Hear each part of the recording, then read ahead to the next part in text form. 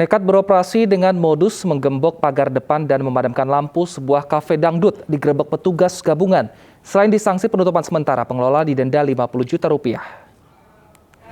keluar semuanya, dikenakan sanksi pidana seluruhnya. Tempat usaha sahabat agar dapat segera keluar.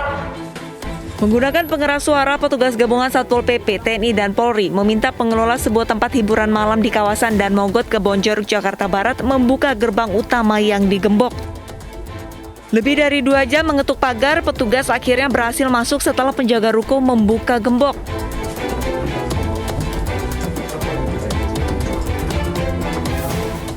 Benar saja, meski di lantai 1, 2, dan 3 kondisi gelap gulita, namun di lantai 4 ada kafe dangdut yang tengah beroperasi dan dipenuhi pengunjung.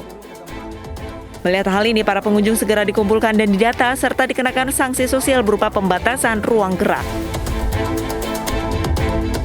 Melihat kondisi tadi di dalam ruangan, sedemikian banyaknya warga kita yang masih belum menyadari dan melebihi ketentuan.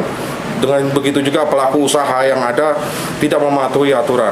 Namun itu semua kita berikan tadi sanksi kepada mereka 7 kali 24 jam dan denda 50 juta. Usai diberikan sanksi, petugas meminta para pengunjung bubar dan kembali ke rumah masing-masing. Selain itu, jika selama penutupan sementara pihak pengelola masih tidak taat aturan, petugas akan mencabut izin usaha. Dari Jakarta, Rani Sanjaya, Ainis melaporkan. Polisi kembali membongkar makam ibu dan anak yang menjadi korban pembunuhan di Subang, Jawa Barat. Kita sudah kembali terhubung pemirsa dengan Kabid Humas Polda Jawa Barat, Kombes Pol Erdi Caniago. Selamat siang, Pak Erdi. Selamat siang. Baik, Pak Erdi, sudah 1 bulan kasusnya berlangsung. Apakah ada temuan baru yang mungkin saja bisa menaikkan status dari saksi menjadi tersangka, Pak? Ya, baik. Di sini saya akan mencoba menjelaskan ya. Memang yang seperti kita ketahui bersama, hari Sabtu kemarin kita melakukan otopsi ulang, ya, melakukan otopsi ulang untuk mencari kesesuaian dari bukti-bukti dan petunjuk yang sudah didapatkan oleh penyidik selama ini, ya. Di antaranya, ya, misalnya kita mencari apakah kematian tersebut itu dikarenakan benturan benda tumpul atau benda tajam. Ini salah satu contoh, ya. Kemudian yang kedua, yang mungkin waktu kematiannya atau mungkin bagaimana korban tersebut ada perlawanan atau tidak. Nah, ini sementara kita lakukan kembali otopsi kemarin ya untuk mencari kesesuaian antara petunjuk, bukti dengan keberadaan korban pada saat itu. Demikian. Nah, apakah sudah sesuai dari hasil otopsi pertama, Pak, yang dilakukan? Luka-lukanya dan penyebabnya juga apakah masih sama? Ini untuk sementara masih konsumsi penyidik ya, jadi belum bisa kita publikasikan. Yang jelas mungkin sudah ada perubahan-perubahan pemikiran, analisa dari hasil otopsi kemarin. Ya, mudah-mudahan ada perubahan-perubahan di mana kita bisa menentukan tersangka dalam waktu ke depan ya, dalam waktu ke depan dengan tidak lama lagi. Apa kesulitan penyidik sehingga mungkin membutuhkan proses penyelidikan waktu yang cukup lama, Pak? Tidak ada kesulitan ya, tetapi kita memang membutuhkan suatu penyelidikan yang benar-benar detail karena kita mencari tersangkanya. Nah, untuk mencari tersangkanya kita tidak bisa gegabah ya.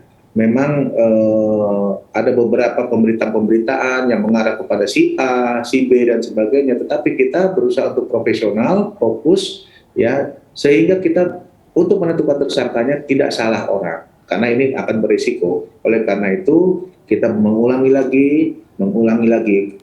Ya, tidak semua pengungkapan itu bisa berlaku dengan cepat ya. Disesuaikan dengan kejadiannya, situasinya. Nah, tentunya ini yang membedakan antara pengungkapan yang cepat dengan tidak. Nah, sementara ini kita memang benar-benar untuk profesional mencari bukti dengan petunjuk untuk mengarah kepada pelaku-pelaku yang melakukan pembunuhan 2 orang wanita beberapa waktu lalu di Subang ini.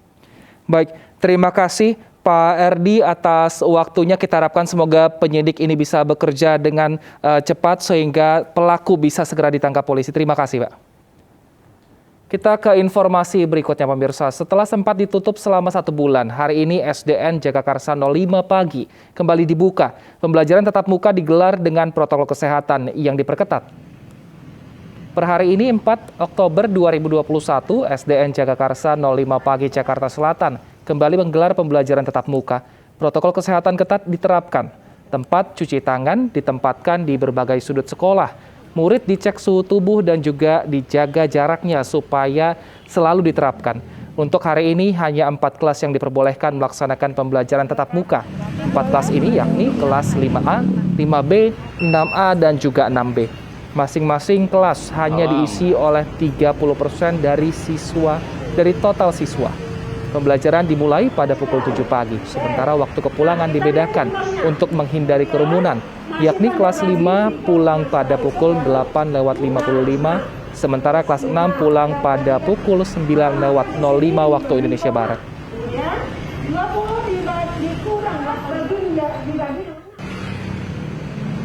Kegiatan pembelajaran tatap muka di SDN Jagakarsa 05 pagi sempat dihentikan oleh Dinas Pendidikan DKI Jakarta sejak tanggal 4 September 2021. Pemberhentian dilakukan karena ditemukan adanya pelanggaran protokol kesehatan saat PTM terbatas berlangsung. Pelanggaran ini diketahui setelah sebuah video beredar dan menunjukkan sejumlah siswa sekolah dasar tidak memakai masker dengan benar serta tidak menjaga jarak.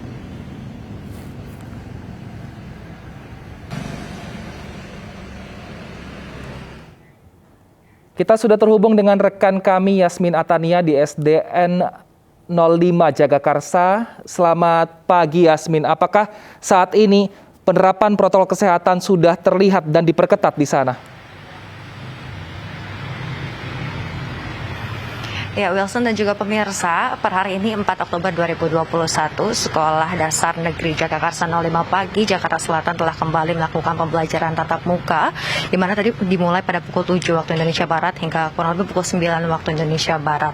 Dan untuk mengetahui lebih lanjut terkait pelaksanaan pembelajaran tatap muka di hari ini, di mana di hari pertama kembali digelar pembelajaran tatap muka pasca ditutup sementara waktu karena adanya pelanggaran protokol kesehatan, sudah bersama saya Kepala Sekolah Dasar Negeri Jagakarsa 05 pagi Jakarta Selatan dengan Ibu Sarima. Halo Ibu Sarima, selamat siang. Bagaimana kabar Bu? Selamat siang. Alhamdulillah di pagi hari ini Jagakarsa 05 sudah mulai tatap muka kembali di tanggal 4 Oktober. Mudah-mudahan dengan tatap muka ini saya dapat melaksanakan dengan lebih ditingkatkan, karena pada saat 4 minggu yang lalu sempat tertutup. Oleh sebab itu mudah-mudahan saya akan selalu meningkatkan protokol kesehatan. Kalau boleh tahu Bu, protokol kesehatan diterapkan tadi seperti apa saja? Alhamdulillah pelaksanaan di pagi hari ini berjalan dengan baik tanpa hambatan, dan murid-murid kami betul-betul kami kami laksanakan dengan protokol kesehatan yang sangat baik, terutama yaitu pada saat masuk ke ruangan sekolah, dari mulai pintu gerbang, anak-anak kita lihat yang keadaan sehat langsung disuruh mencuci tangan dengan sabun. Setelah mencuci tangan, kita mengecek suhu. Setelah mengecek suhu, anak-anak itu di bawah 37 derajat, yang maksimal yaitu 35. Setelah itu kita masukkan ke dalam kelas sesuai dengan arahan guru piket. Dan di dalam kelas pun mereka duduk diberi jarak, setiap jarak itu 1,5 meter. Dan pada saat belajar itu di sekolah selalu menyediakan masker cadangan beserta alat untuk mencuci tangan supaya anak itu selalu keadaan bersih.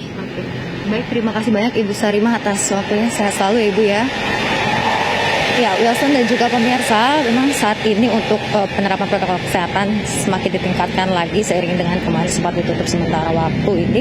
Dan memang untuk saat ini pembelajaran secara tatap muka dilakukan dalam seminggu ini dalam 3 hari, yakni hari Senin, Rabu, dan Jumat. Dan diharapkan dengan adanya kejadian seperti beberapa waktu lalu ini semakin meningkatkan kewaspadaan dari pihak sekolah agar selalu memperhatikan terkait penerapan protokol kesehatan secara ketat saat masa pembelajaran tatap muka berlangsung.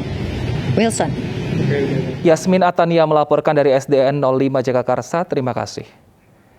Pemirsa, antrian panjang calon penumpang komuter lain terjadi di stasiun Bojonggede. Akibatnya badan jalan di sekitar stasiun dipenuhi ratusan calon penumpang. Saat hendak memasuki area stasiun Bojonggede, Kabupaten Bogor, Jawa Barat, para calon penumpang wajib scan barcode Peduli Lindungi atau menunjukkan sertifikat vaksin. Akibatnya pagi ini pemirsa, antrian panjang ratusan calon penumpang yang mengantri hingga memenuhi badan jalan raya Bojonggede samping stasiun.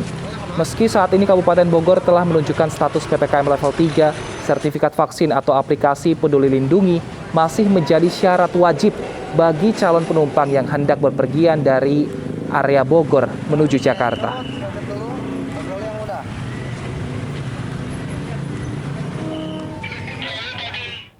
Teluk Jakarta tercemar, bagaimana dampaknya terhadap air tanah? Kami akan membahasnya bersama dengan Walhi usai jeda. Tetap bersama kami di iNews Siang.